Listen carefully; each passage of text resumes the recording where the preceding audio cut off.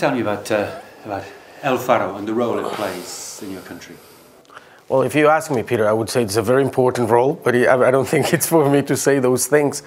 I think we've managed to prove two things that we're very proud of. That good journalism can be made with very few resources and in what we call the peripheria of the cultural centers, geographical centers. And the other thing is that independent media is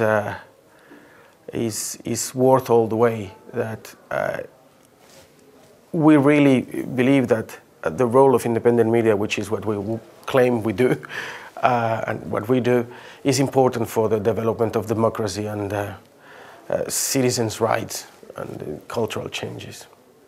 Could you tell me about a story that's had a recent story that's had a high impact? Yes, we recently published a story. The Archbishop of San Salvador was killed 30 years ago, and this is a killing that, according to some historians, actually accelerated the civil war we had for 12 years. This was the last obstacle for the open war, and when Monsignor Romero was killed, then it was open war. 30 years after that, there has been no trial or no prosecution and no real proofs of what happened. For many years, the founders of the party that ruled El Salvador for the last 20 years were accused of organizing and ordering that crime. Last March, in the 30th anniversary of that killing, we published a story where we had spent 2 years talking with some of the people that participated, and that confirmed that, the founders of the right-wing party of El Salvador, called Arena, actually had an active role organizing and ordering this killing. Why was that so important to the people of El Salvador?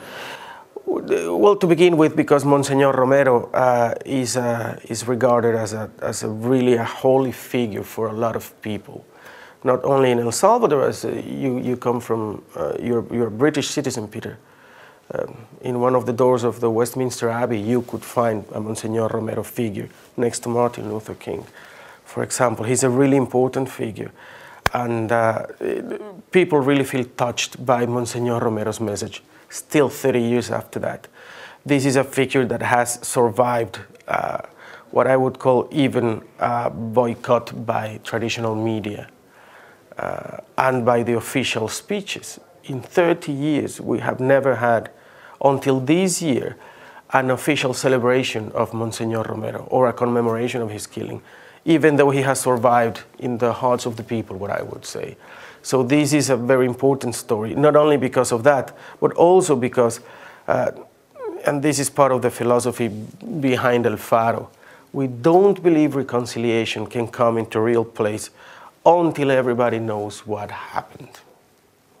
We had an amnesty law. I'm not going to get into details about if we should or not should have had an amnesty law.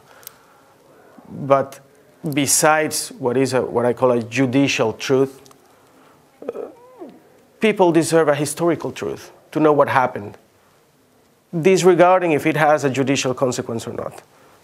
I don't think this is what we wanted to talk about, but anyway, yeah, we'll just keep. Very interesting. No, go on, please, go on. So we have uncovered in the last years a lot of stories that happened during the war, because it's important for us.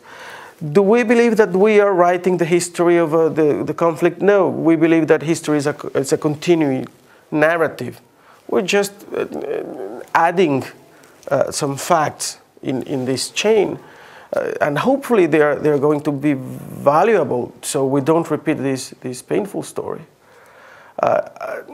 Particularly the Monsignor Romero story was, it had a real impact also outside in many other countries because of the stature of Monsignor Romero's figure. Yeah.